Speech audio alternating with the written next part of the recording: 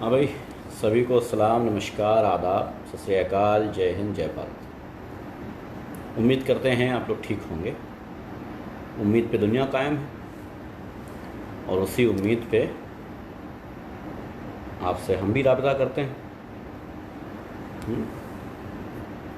ये कनेक्ट कर लेते हैं ताकि आपको आवाज़ बेहतर, अब आपको आई थिंक आवाज़ पहले से बेहतर मिल रही होगी। खैर, आज वक्त पे आया हूँ, आप सबके वक्त के हिसाब से आया हूँ ताकि आप सब लोग जगते रहें और सुन लें, क्योंकि अक्सर ये होता है, जाहिर है सोना भी ज़रूरी है। वालेकुम अस्सलाम शराफत अंसारी भाई, सोना भी ज़रूरी है, रमज़ान भी है, लॉकडाउन भी है, बहुत चीज़ें हैं। वालेकुम अस्सलाम शमशाद अंसारी भाई।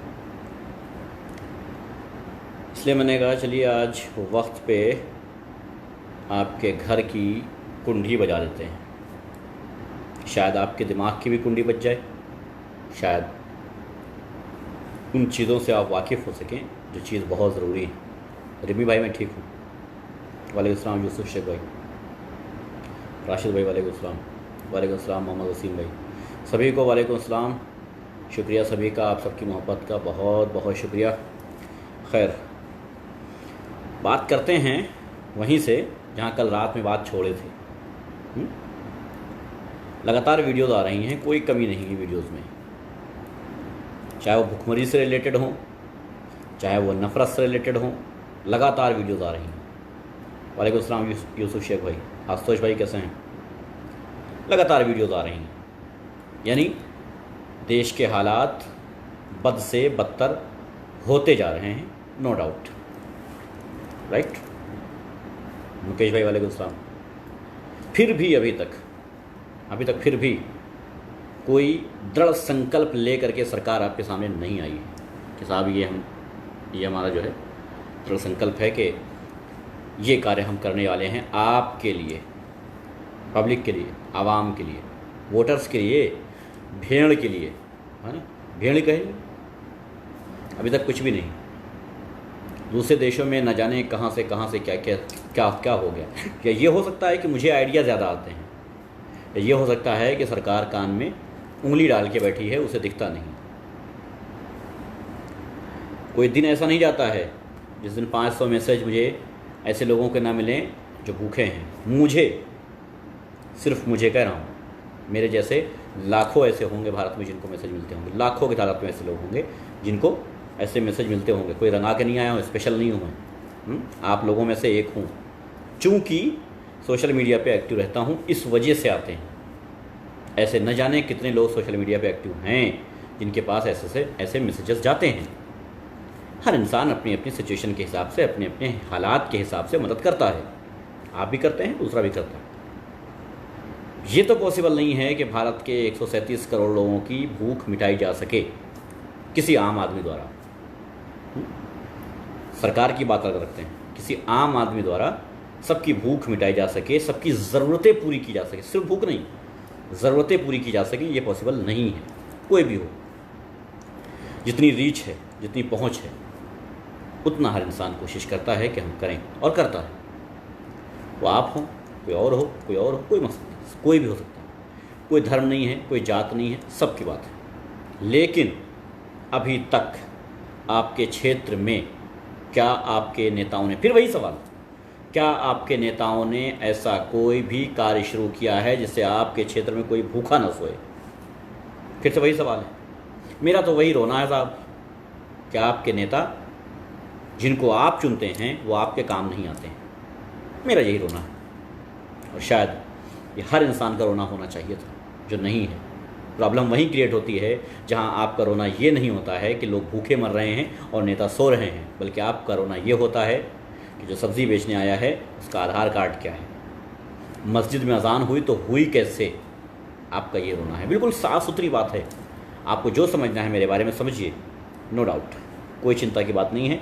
मैं बिल्कुल टेंशन नहीं लूँगा इस बात से कि आप मेरे बारे में क्या सोचते हैं। लेकिन सच ये है कि इस कोरोना में जहाँ ये माना गया था कि इस कोरोना के चलते शायद हिंदू मुसलमान की जो एक्टिविटी है वो रुक जाएगी, वो और ज़्यादा तूल पकड़ चुकी है और ज़्यादा नफ़रतों में बदल चुकी है। अब आप अगर हकीकत जानते हो तो अच्छी बात है, अगर नहीं जानते हैं तो जान लीजिए। उन क्षेत्रों में जहाँ लोग कहा करते थे कि हमारे क्षेत्र में हिंदू मुस्लिम नहीं होता है, उन क्षेत्रों में भी ये कार्य शुरू हो गए हैं। सीधे तौर पे मुसलमानों को कोरोना के नाम पे टारगेट किया जाना शुरू हो गया है पूरे भारत में। एक तो सरकार से और दूसरा आवाम से, यानी पूरी तरीके से घेरने की कोशिश की जा रही है।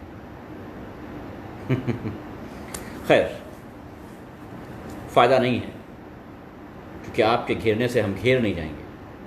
बस ये ज़रूर है कि इस देश में नफ़रत फैलेगी, इस देश की तरक्की आप रोक रहे हैं, वो बात अलग है।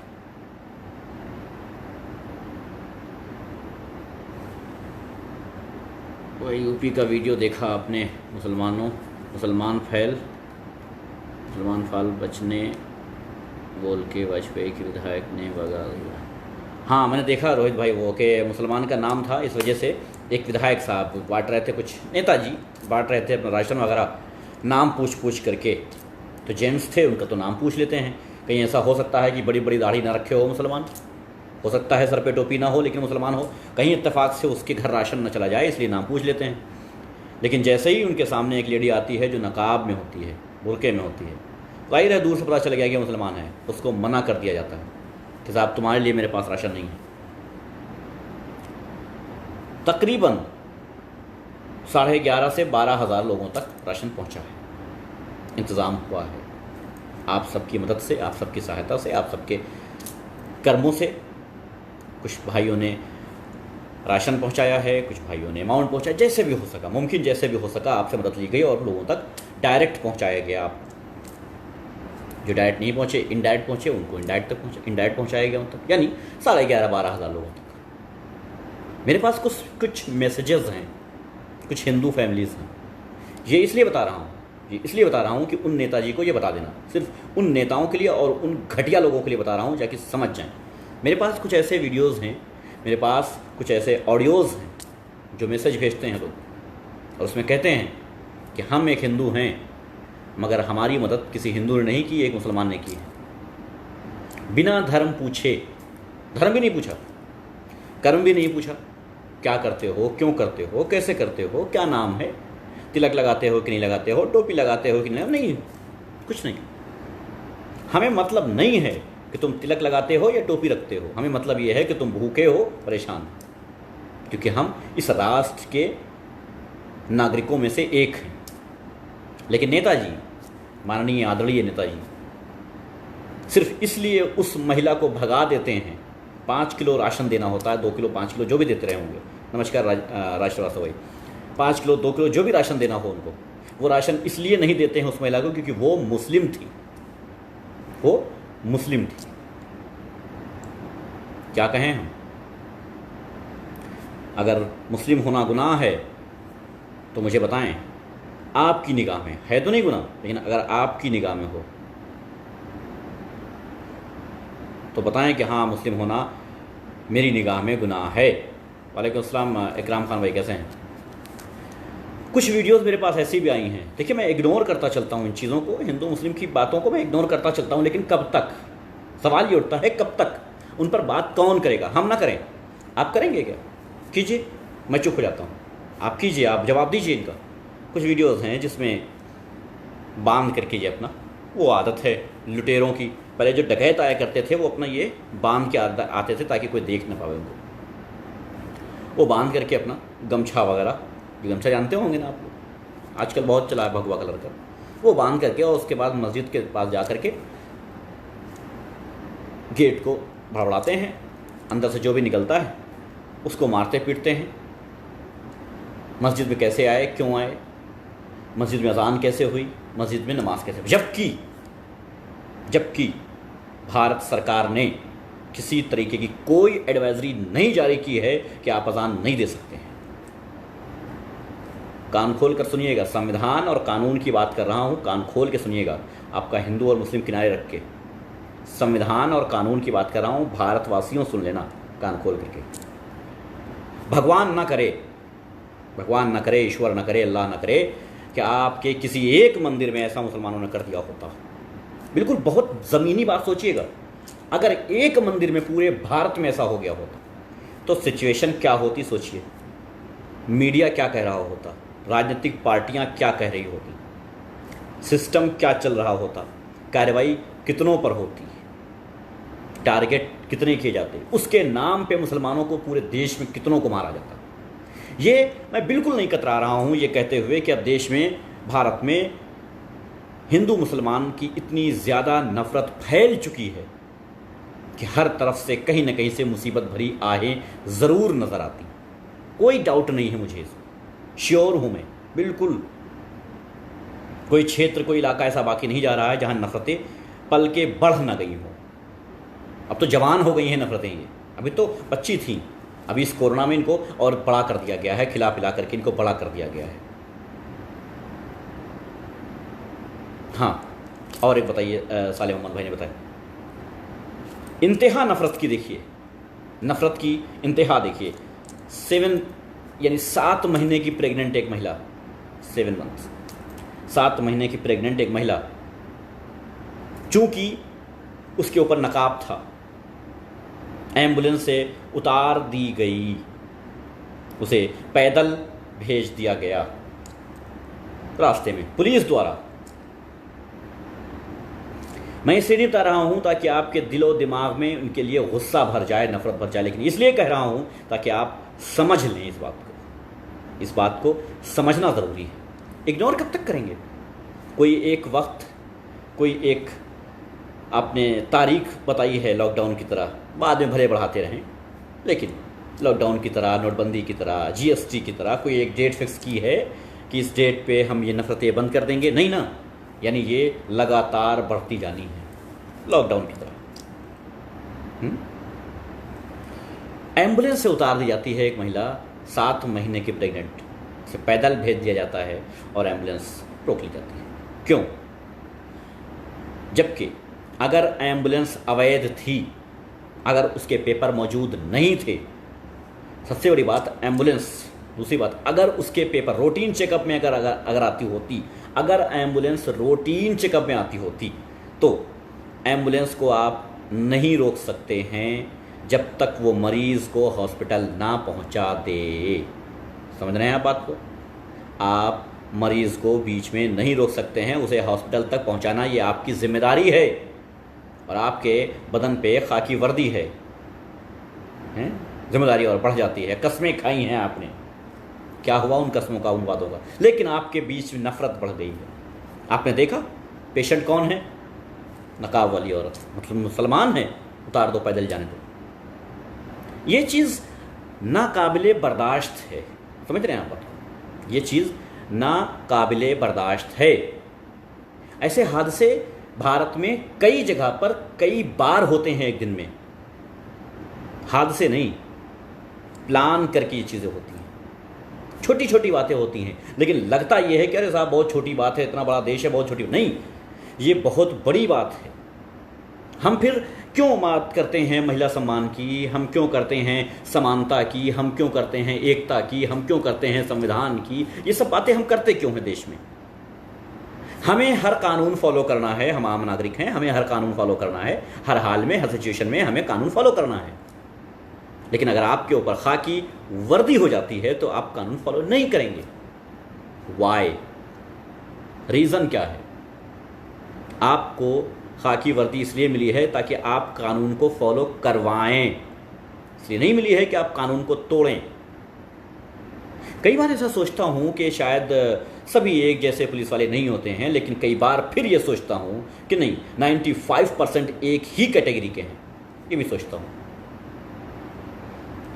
500 में 5 फोटो, 5 वीडियो ऐसे आते होंगे जहां पुलिस किसी की मदद करती मिलती होगी, लेकिन 95 ऐसे होते हैं जो मदद ना करते हुए सिवाय परेशान करने के और कुछ नहीं करती हैं। क्यों?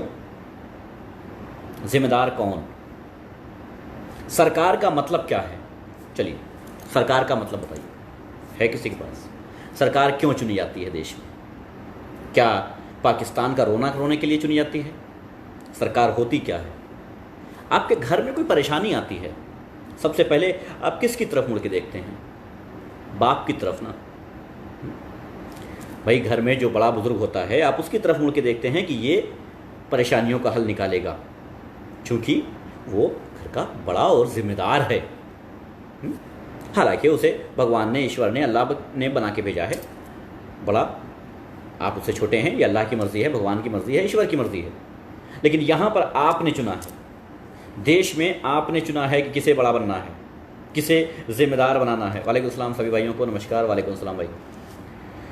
ज़िम्मेदार किसको बनाना है इस देश का, ये आपने चुना है।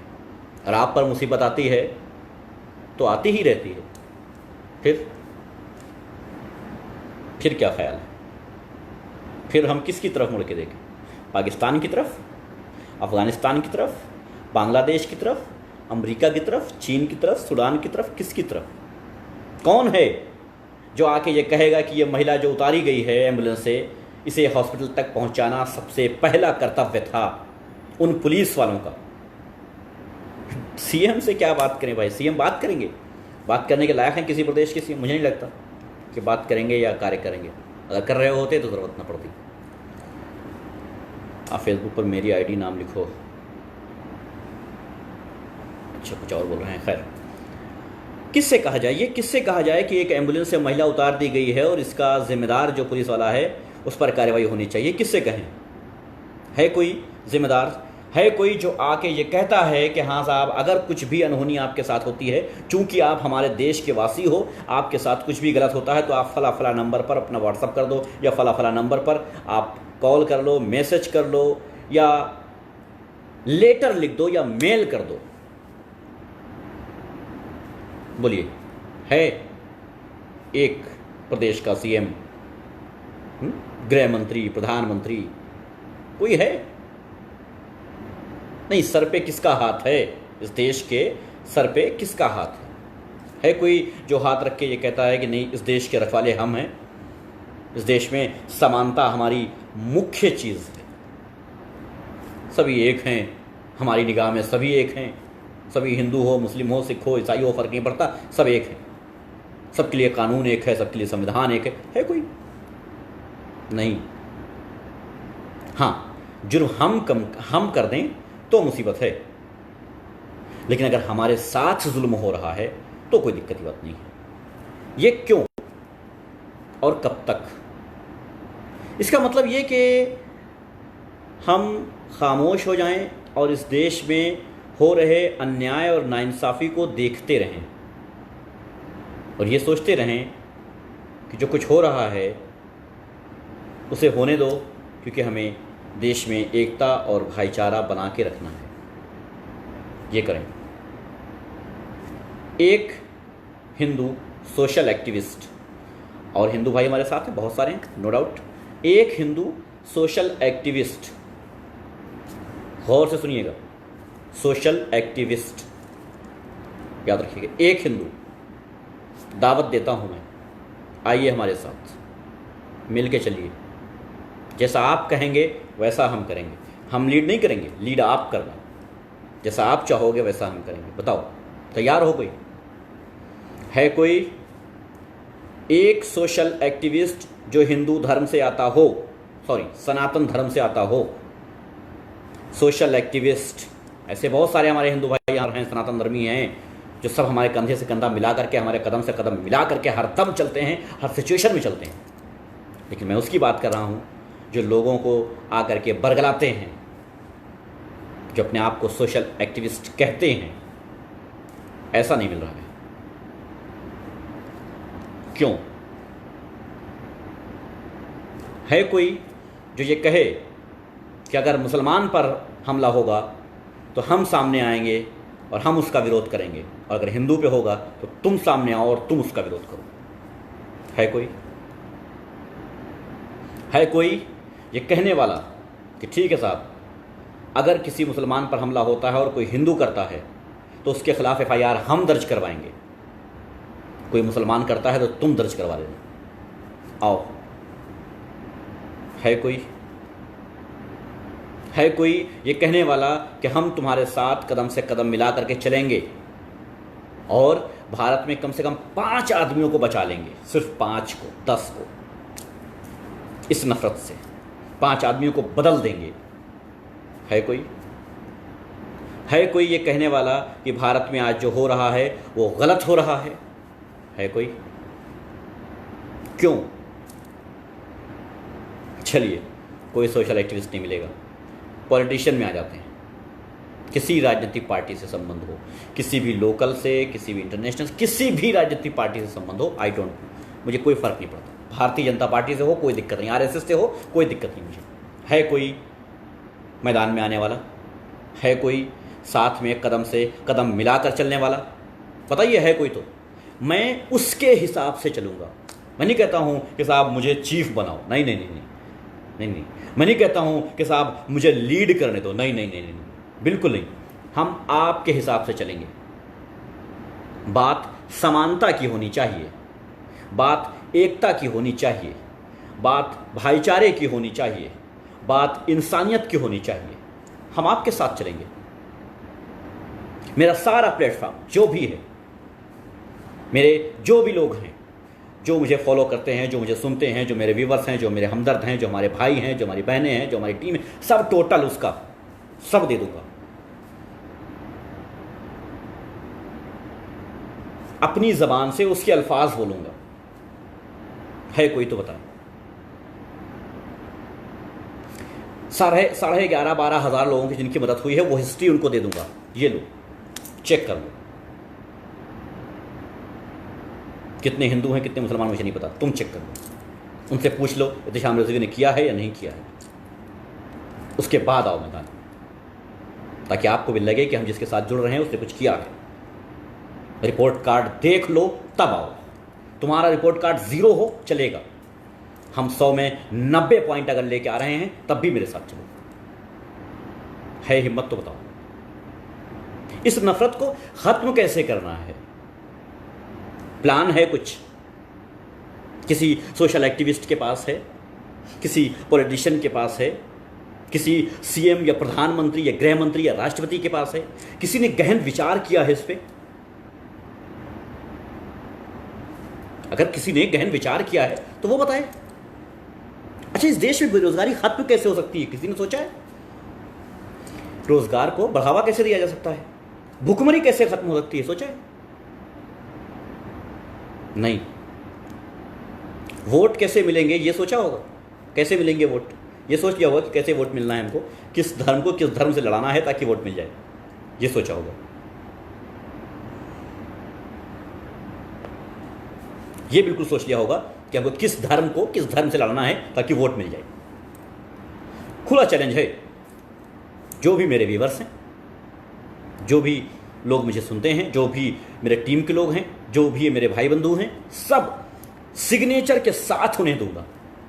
एक हिंदू भाई सामने आ जाए और ये कहे कि एहतशाम रिजवी हम तुम्हारे कदम से कदम मिलाकर चलेंगे, सिर्फ समानता के लिए, एकता के लिए, भाईचारे के लिए, भुखमरी मिटाने के लिए, रोजगार देने के लिए। एक आदमी किसी राजनीतिक पार्टी से संबंध रखता हो कोई फर्क नहीं पड़ता मुझे, किसी धर्म से संबंध रखता हो कोई फायदा नहीं, कोई फर्क नहीं पड़ता मुझे। जहां से दिल करे वहां से उठ के चले आओ। प्लेटफॉर्म मैं दूंगा तुम्हें, सब कुछ पूरा इंतजाम मैं दूंगा। बोलो, है किसी के पास? अच्छा, उनसे खास तौर से जो चेहरा हैं, जो चेहरा हैं आज के दौर में, जो लोग चेहरा बन गए हैं, जो लोग फेस बन गए हैं, जो लोग पहचान बन गए हैं, किसी धर्म की, किसी जात की, किसी ग्रुप की लीडरशिप करते हैं, चाहे किसी धर्म की करते हों, हिंदू शेर बन गए हों, मुस्लिम भाईजान बन गए हों, वगैरह वगैरह, जो भी बन गए हों, वो लोग आ जाएं। चलिए, सिर्फ हिंदुओं पे नहीं रखता हूँ, सब पे रख देता हूँ, सारे भारत के लोगों से रख देता हूँ, सारे राजनीतिक पार्टियों के साथ रख देता हूँ, सारे भारत की आवाम से रख देता हूँ। बोलिए, एक कदम मेरे साथ मिलकर चलना चाहते हैं क्या? मुझे नाम नहीं चाहिए, फेस नहीं बनना मुझे, मैं पीछे रहूँगा। बोलिए, आइडिया दूंगा। चलिए और बताइए। खर्च जो होगा उसमें भी बराबर का हिस्सेदार रहूँगा, और ज़्यादा रहूँगा, 10% और ज़्यादा ही रहूँगा। और बताइए, उसमें भी तैयार, जैसे चाहें। क्षेत्र वाइज करना चाहें तैयार हूँ, डिस्ट्रिक्ट वाइज करना चाहते हैं तैयार हूँ, प्रदेश वाइज करना चाहते हैं, तैयार हो।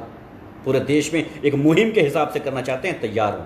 बोलिए, है हिम्मत तो आइए, निकलिए मैदान में, बताइए ना अपनी एकता, अपनी भाईचारा, अपनी इंसानियत, अपने सब कुछ बताइए ना।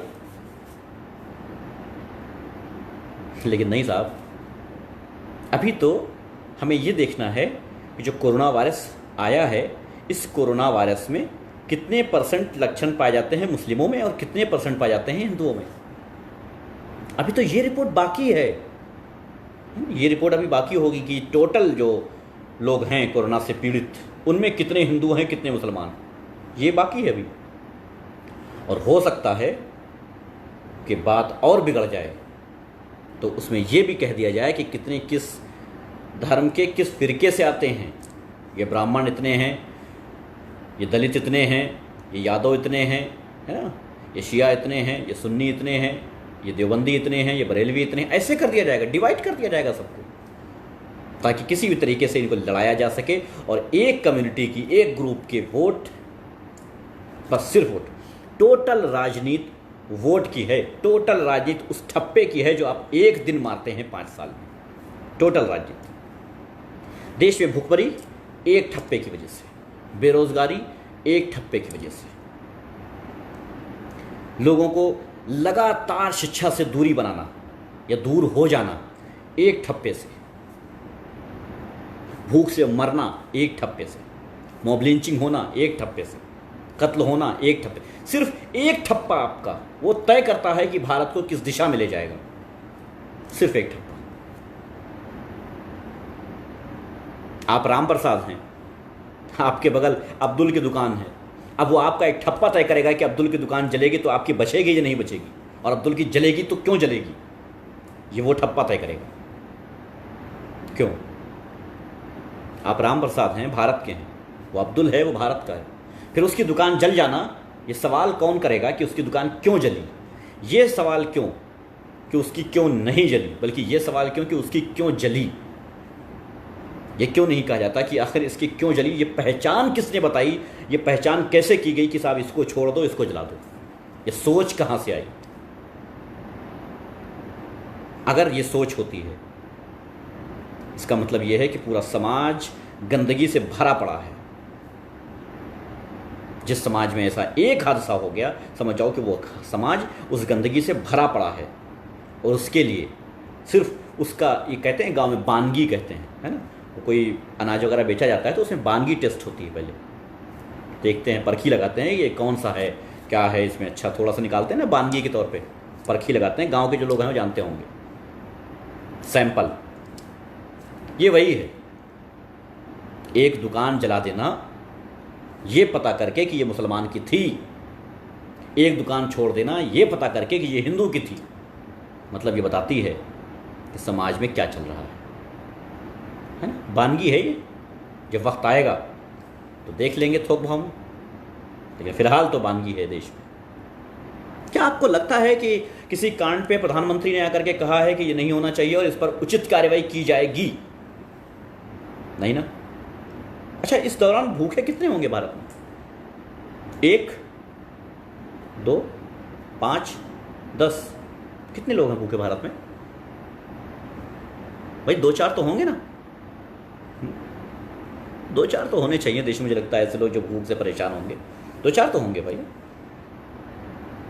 मुझे 2 दिन पहले मैंने एक वीडियो देखी थी, पेपर में भी आया था वीडियो, तो बाकायदा इलेक्ट्रॉनिक मीडिया चली रही थी कि प्रधानमंत्री अभी एक आदमी को नहीं भूले हैं जो 100+ कुछ साल का है, 100+ है, तो उसको नहीं भूले हैं, उसको कॉल किया है और वो बड़ी दुआएं दिया उसने, वगैरह वगैरह। और देखो कैसा प्रधानमंत्री है हमारे देश का, जो एक गरीब को नहीं भूला है।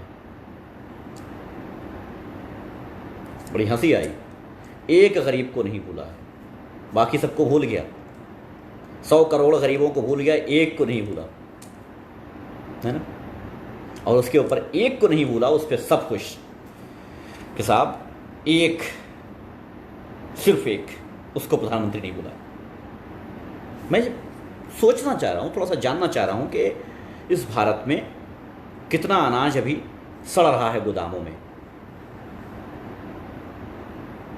कितना अनाज गोदामों में सड़ रहा है, वो पब्लिक तक क्यों नहीं दिया गया?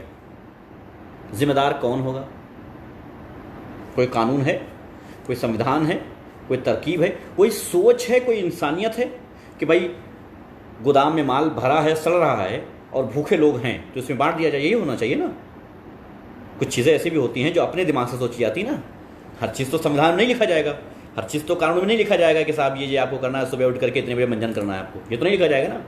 लेकिन ये आपको सोचना है ना कि हमें करना है। वैसे ही भारत में अगर भुखमरी है तो क्यों है, कौन सोचेगा? मुझे लगता है कि मुझे एक बार फिर से ये सोचना चाहिए कि हम अंग्रेज़ों से कहें कि आओ हमारे देश में और सोचो हमारे लिए, क्योंकि हमारे पास जो लोग हैं वो हमारे बारे में नहीं सोचते। बड़े अफसोस की बात है, कोई नहीं है। सिर्फ भारतीय जनता पार्टी की बात नहीं कर रहा हूँ मैं, कोई नहीं है। ये मत समझना कि सिर्फ भारतीय जनता पार्टी की ही बात कर रहा हूँ, है कोई राजनीतिक पार्टी। आजकल तो भूख भी ट्विटर पे मिटाई जा रही है। बड़े बड़े नेता ट्वीट कर रहे हैं फला फला के लिए, अरे इतने इतने ट्रक ये वो हो गया, ठीक हो गया, भूख मिट गई। विपक्ष कहता है पक्ष को, पक्ष कहता है विपक्ष को। कुल मिलाकर के मरना किसको है? जिनको ट्विटर के बारे में पता ही नहीं है, बहसें चल रही हैं ट्विटर पर। किनके लिए? उनके लिए जिनको ट्विटर के बारे में जानकारी नहीं। हल क्या है? ये बातें जो हम कह रहे हैं सब जानते हैं। वालेकुम सलाम किरण। हल क्या है आप सबको पता है। हालात क्या हैं, सिचुएशन क्या है, आने वाले दिनों में क्या होने वाला है, शायद आपको ना पता हो, मैं बता देता हूँ। क्योंकि अब तक जो मैंने कहा है वो 100% सत्य हुआ है, 100% सच हुआ है, सत्य हुआ है। देखिएगा मेरी 2019 के चुनाव से पहले की वीडियोस मिल जाएंगी यूट्यूब पे। देखिएगा क्या कहा था मैंने आज के बारे में, 2020, 21, 22 के बारे में। और जो कहा था ना, एक एक अल्फाज जिम्मेदार हूँ मैं। देख लीजिएगा।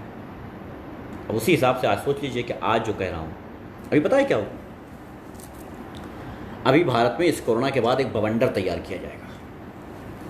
आपका ध्यान जब कोरोना से हटेगा तो एक नया बवंडर बनेगा कुछ न कुछ, और उधर आपको घुमा दिया जाएगा। जितने लोग मर रहे हैं मरने दो, ध्यान हटा लो अपना। इधर मर रहे हैं इधर देख लो, इधर मरने लगेंगे तो इधर देख लेंगे। बस कोई बात नहीं करेगा मेन टॉपिक पे, मेन मुद्दे पे बात होनी ही नहीं है। ध्यान भटकाने के लिए नए मुद्दे बहुत इजी हैं।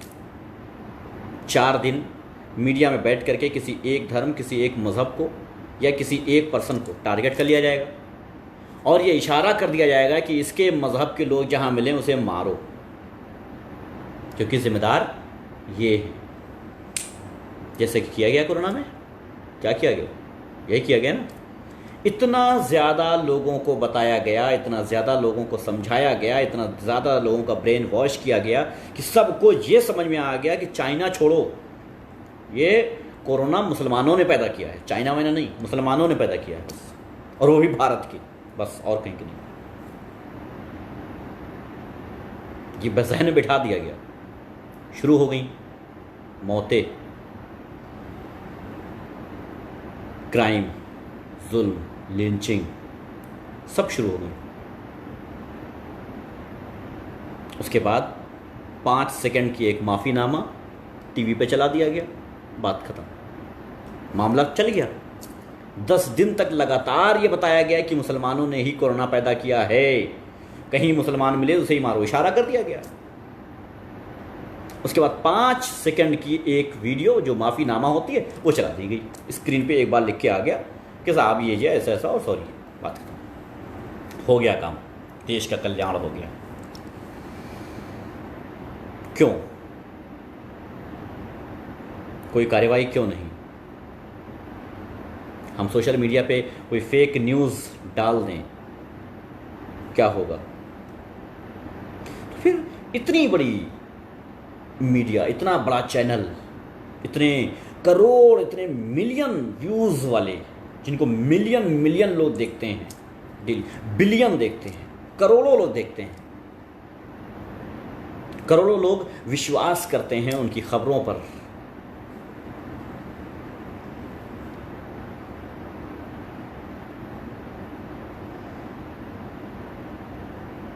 जो करोड़ों लोग विश्वास करते हैं उनको बहकाया गया, उनको बहकाया गया, उनके दिमाग को बताया गया, समझाया गया, इतना ज़्यादा बताया गया, ये देखो निकले, इस बैग को लेकर के निकले हैं, इस बैग में कोरोना हो सकता है, इस तरह से समझाया गया। क्योंकि हर मौलवी के साथ या हर जमाती के साथ एक बैग भी दिखाया गया है, वो फ़ोटो कहीं से उठाया गया है ना, झोला, और उसके बाद दिखाया गया कि हर जमाती के साथ एक बैग दिखाया गया, एक झोला दिखाया गया, ये है इनके साथ, ताकि आपको जहन में लगे कि इसमें कुछ ऐसी सामान हैं जो कोरोना लेके आ रहे हैं। आपके जहन में बिठा दिया गया, क्योंकि अगर ये आपके गली से निकल गए तो आपको कोरोना हो जाएगा। आपकी गलियों से नहीं निकलना चाहिए। अगर इनके दाढ़ी है तो पहचान लो, तुम्हारी गली से अगर निकल गए तो कोरोना हो जाएगा तुमको। इतना समझाया गया। उसके बाद 5 सेकंड में काम तमाम, सॉरी, बस। भारत के यशस्वी प्रधानमंत्री जी तमाशगीन बने, तमाशा देख रहे थे, है ना, तमाशगीन बने, तमाशा देख रहे थे।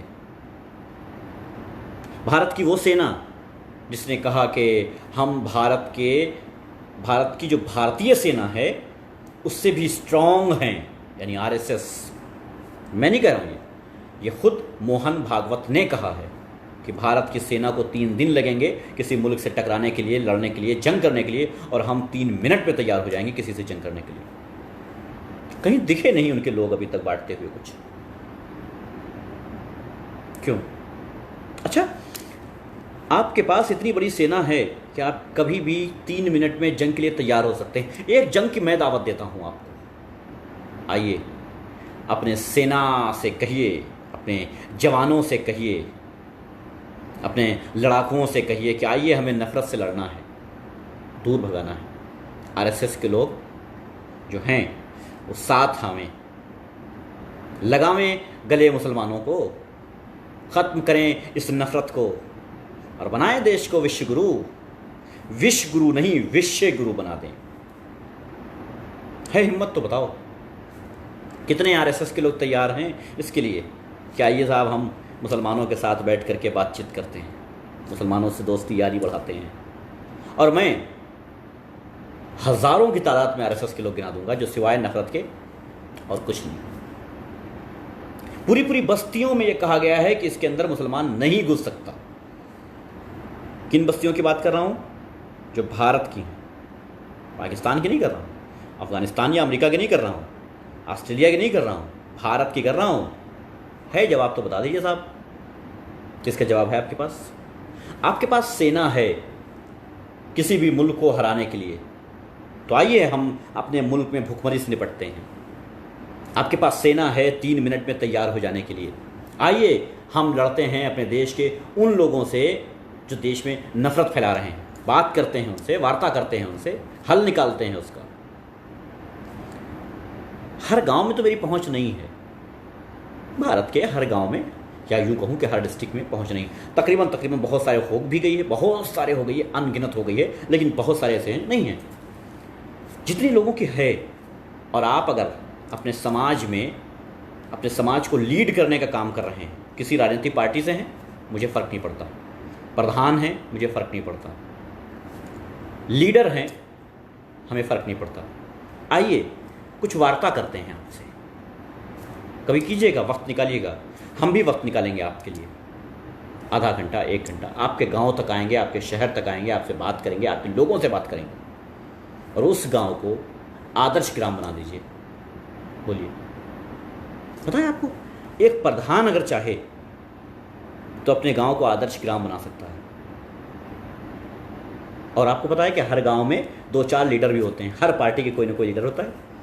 अगर बिठाया जाए और बात किया जाए और इस नफरत को ख़त्म करने का प्लान बनाया जाए जो ज़मीनी होना चाहिए, तो क्या फ़र्क नहीं पड़ेगा? क्या कुछ नहीं हो सकता है? जब चला था तो एक लोग नहीं था मेरे साथ, जाहिर है बढ़ता गया, लाखों की तादाद में लोग मेरे साथ हैं। क्यों?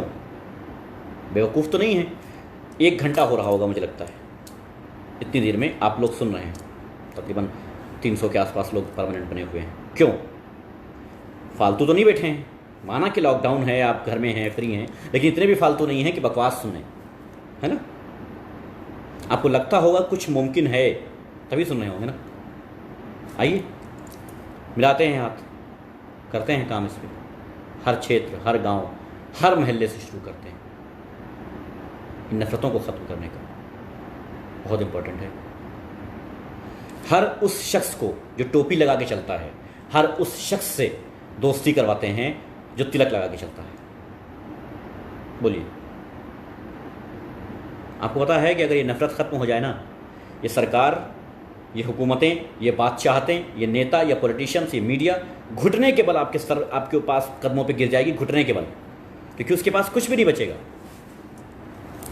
कुछ भी उसके पास ऐसा नहीं बचेगा कि वो आपको बरगला सके। सिर्फ नफरत ही एक ऐसी चीज़ है जिसकी वजह से वो अपनी रोटी लगातार सेक रहे हैं। हल्का सा तेल डाल रहे हैं और वो आग पकड़ ले रही है। उनका काम आसान हो जा रहा है। एक बूंद पेट्रोल में वो पूरे पूरे गांव जला दे रहे हैं।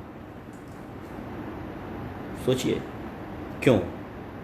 उनके ईंधन कौन बन रहा है? उनके लिए सहूलियतें कौन तैयार कर रहा है? हम और आप। कोई बाहर से नहीं आया है।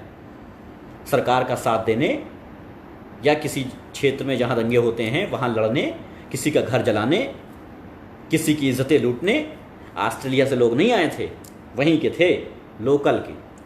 तो लोकल में अगर ये काम नहीं ख़त्म हो सकता है तो फिर क्या हो सकता है?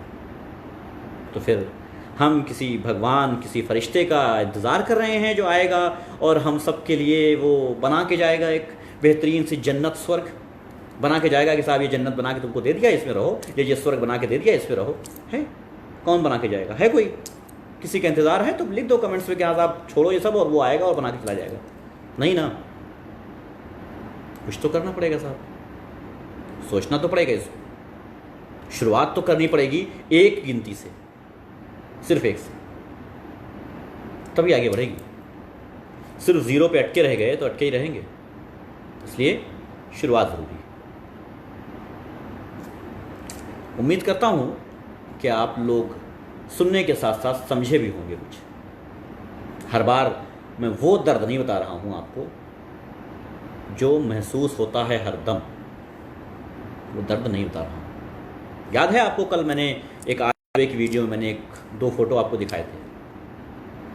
भारत के 10 लाख लोग कम से कम ऐसे होंगे जो इस सिचुएशन में पहुंच चुके हैं। कम से कम 10 लाख, बहुत छोटी गिनती बताई है मैंने। भारत के करोड़ों लोग ऐसे हैं जो अपने दरवाजे पे बैठ के ऐसे देखते हैं कोई आए और 2 रुपए की मेरी मदद कर दे, या 2 किलो आटे की, 1 किलो आटे की मदद कर दे तो हम खाना खा लें। सोल्यूशन उनके पास नहीं है, वो रोज़गार नहीं कर सकते हैं, उनके पास आइडियाज़ नहीं हैं, उनके पास पैसा नहीं है, कुछ नहीं है। पेट है जो तकलीफ़ दे रहा है, जो बार बार कह रहा है कि हमें कुछ चाहिए। लेकिन आपके पास सब कुछ है। आपके पास खाना भी है, आपके पास खाने के बाद जो दिमाग चलता है वो दिमाग भी है। उनके पास तो इसलिए कह रहा हूँ कि नहीं है, सोच नहीं है, आइडिया नहीं है, क्योंकि उनके पास सिर्फ वो इसी से लड़ रहे हैं कि हमें 2 वक्त की रोटी खाना कैसे। वो नहीं सोच सकते कि पैदा कैसे करना है, क्योंकि उनको खाने की जल्दी है। जाहिर है 4 दिन से 5 दिन से भूखे होंगे तो खाने की जल्दी होगी। कैसे मिलती, कहाँ मिलती, जैसे मिले खा लें। उनके पास ये नहीं है कि साहब हम ये कार्य कर रहे हैं, ये बेहतर होगा, ये ऐसे करके ऐसे कर लें तो तरक्की होगी। तरक्की छोड़िए, उनको शुरुआती दौर पे उनको वहीं पर वो बैठे हुए हैं। वो शुरुआती दौर से अभी ऊपर नहीं आ पाए, ग्राउंड 0 पे हैं, वो 1 पे नहीं आए हैं। जब 1 पे आएंगे तब गिनती शुरू होगी। तो आइए करते हैं। वालेकुम सलाम भाई, करते हैं कुछ, सोचते हैं। प्लान नहीं है क्या आपके पास? हैं, आप सबके पास प्लान है, हम सबके पास प्लान है। बहुत सारे तरीके हैं, बहुत सारी छोटी छोटी बातें हैं जिसमें आपकी छोटा सा आइडिया आपके समाज में कम से कम 5 लोगों को तो रोज़गार दे ही सकता है। कम से कम 5 लोगों, कम से कम 5 लोगों को। और अगर भारत का एक आदमी 5 लोगों को रोज़गार देने लग गया तो बेरोज़गार कौन बचा? अच्छा, आप सरकारी नौकरी करते हैं, प्राइवेट करते हैं, 5,000 रुपये पाते हैं, 10,000 रुपये पाते हैं, चलिए 5 रख लेता हूँ, बहुत कम, 5,000 रुपये। अब आप सोचिए, आप कहिए साहब हम तो खुद ही 5,000 पाते हैं, घर का खर्चा इतना है, बड़ी मजबूरी है, बड़ी प्रॉब्लम में हम खुद ही फंसे रहते हैं, हम क्या मदद करेंगे किसी की? हम क्या आइडिया सोचेंगे यार, हम खुद ही परेशान हैं कि नहीं कमा पा रहे हैं। लेकिन कर सकते हो आप, 5 कमा रहे हो ना, 5,000, जो 1,000 भी नहीं कमा सकता है उसके लिए आप भगवान बन सकते हो, उसके लिए आप फरिश्ता बन सकते हो, उसके लिए आप भगवान या फरिश्ता बन सकते हो। जो 1,000 भी नहीं कमा पा रहा है, 100 भी नहीं कमा पा रहा है, जो 50 भी नहीं कमा पा रहा है, उसके लिए बन सकते हो। सोच लो, तुम 5,000 कमा रहे हो ना, बहुत ऊंचे हो उनसे, बहुत ऊंचे। समझ रहे हैं?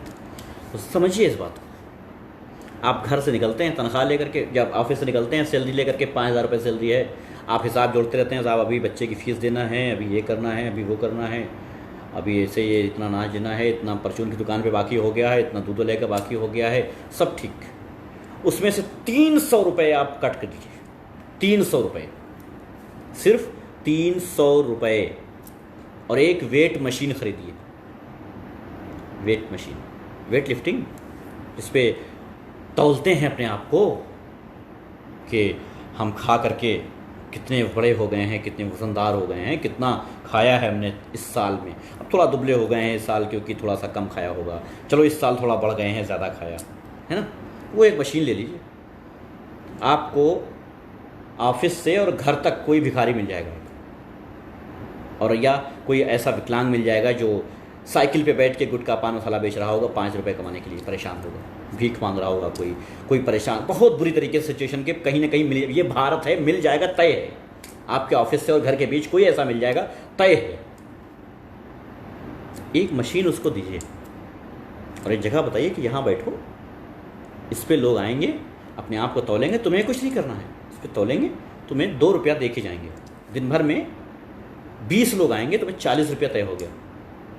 यानी शाम को तुमको और तुम्हारे बेटे को या तुम्हारे बच्चे को एक एक रोटी मिल जाएगी, भीख मांगना भी बंद, रोज़गार भी बढ़ गया। उसी तरीके से आपकी 1,000 रुपये सैलरी है, आप गुजर रहे हैं, तो उसी तरीके की जब कोई वो मशीन लेके बैठा है ना, तो 2 रुपये खर्च कीजिए। इसलिए नहीं कि आपको वेट अपना देखना है कितना है, बल्कि इसलिए कि उसके रोज़गार में आप भागीदार बन जाइए।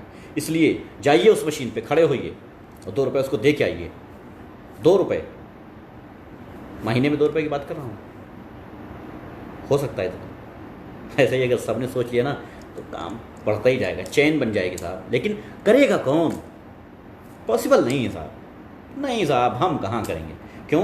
क्योंकि हमारे जहन में एक बात है, जो मशीन लेके बैठा है, दाढ़ी तो बड़ी लग रही है इसकी। अब आप ये नहीं सोचेंगे कि शायद उसकी दाढ़ी बड़ी हो गई थी क्योंकि पैसा नहीं उसके पास बनाने का, नहीं, दाढ़ी तो बड़ी लग रही, लगता है मुल्ला है ये, है ना।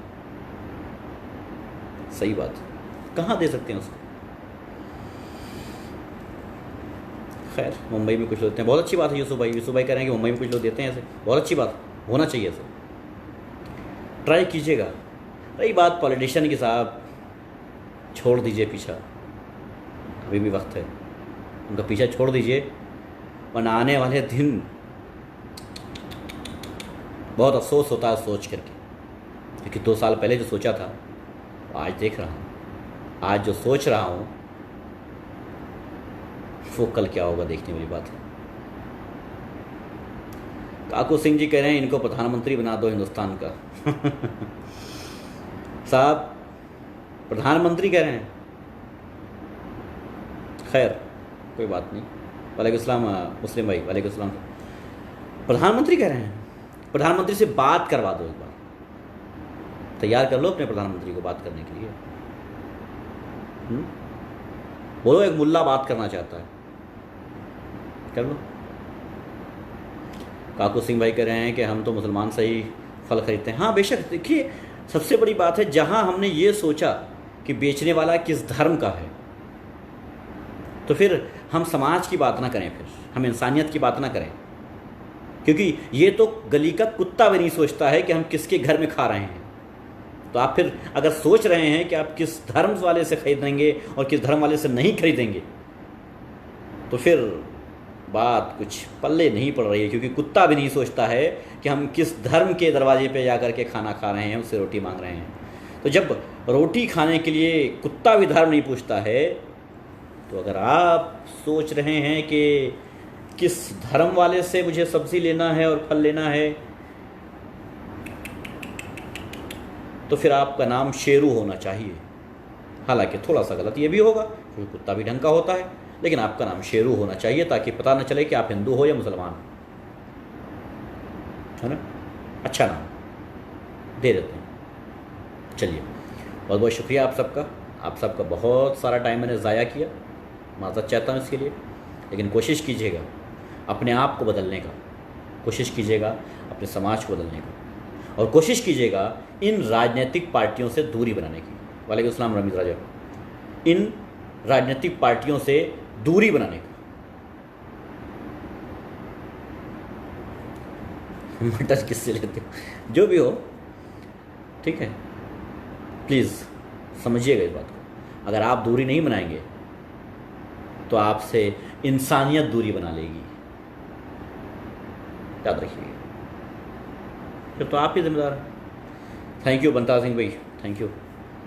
चलिए, धन्यवाद, शुभ रात्रि, अल्लाह हाफिज़। अपना अपना ख्याल रखिए, अपने पड़ोसियों का ख्याल रखिए, अपने परिवार वालों का ख्याल रखिए, और कोशिश करिए कि जो मैंने कहा है इसको वेस्ट मत होने दीजिएगा। अगर एक आदमी इसमें से समझ गया ना इस बात को, तो मैं समझूंगा कि मैं जो भी किया आज पूरे दिन में आप सब के लिए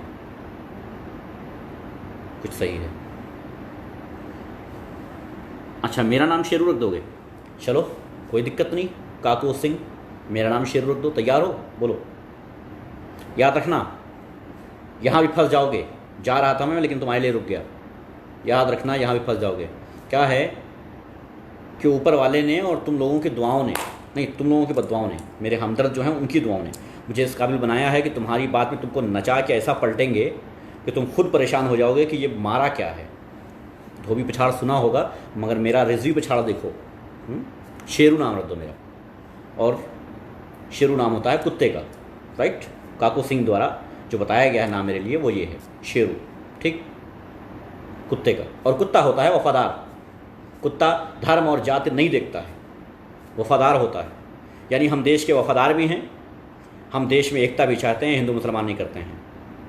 तो ठीक है, मान लेते हैं तुम्हारी। अब बात ये फंसती है कि तुम्हें क्या कहा जाए, क्योंकि हमने तुम्हें तो कहा नहीं था, लेकिन तुमने माना इस बात को। तो फिर अब तुम्हें क्या कहा जाए? अब वो एक ऐसा घटिया, गंदी नाली में बसने वाला एक कीड़ा माना जाए, जो जब निकलता है, जिस गली से निकलता है, जिस इलाके से निकलता है, जहाँ जाता है लोगों को गंदा करता रहता है, अपनी सांसों से बीमारी फैलाता है, जैसे तुमने फैलाई है। उसी तरीके से अपनी सांसों से, अपनी अदाओं से, अपनी बातों से तुम जैसे कर रहे हो, वैसे ही एक गंदी नाली का कीड़ा, गटर के कीड़ा जब आपके समाज में आ जाता है, तो आपके समाज में बीमारी फैल जाती है ना। उसको क्या कहते हैं? चलो, मेरा नाम शेरू रख दो, और अपना नाम वो रख लो जो गंदे गटर से निकला हुआ एक कीड़ा होता है, जो समाज को गंदा करता है और समाज में बीमारी लाता है, समाज को संक्रमित कर देता है। चलो, तैयार हो? याद रखना, गटर में क्या होता है इसका ख्याल रखना, कौन कौन सा पानी कहाँ कहाँ से जाता है याद रखना। उसके बाद अपना नाम रखना। बेटा क्या है, अभी तुम्हारे बाप के बाप जो संबित पात्रा है ना, अल्फाजों में थोड़ा पीछे हैं। अगर अपने आप पे आ जाऊँ ना तो फिर दिक्कत हो जाएगी। शुक्रिया यूसुफ शेख भाई। तो समझ लो, तो इसलिए बच के रहा करो। बहुत प्यार से समझा रहा हूँ। अगर किसी धर्म, किसी राजनीति के तहत मैं ये कह रहा हूँ ये सारी बातें, तो तुम मुझे जो भी कहो वो एक्सेप्ट है। अगर मैं धर्म और राजनीति से हट के कह रहा हूँ तो बोलोगे तो जवाब लेके जाओगे। मैं 2 नगद देना अच्छा रखता हूँ, 4 उधार नहीं। यूसुफ अली भाई वालेकुम सलाम, ठीक है, 2 नगद देता हूँ, 4 उधार नहीं। चलिए, बहुत बहुत धन्यवाद, शुक्रिया, अल्लाह हाफिज़। उम्मीद करता हूँ कि आप सब लोग अपना, अपने पड़ोसियों को और अपने परिवार का ख्याल रख रहे होंगे। अल्लाह हाफिज़।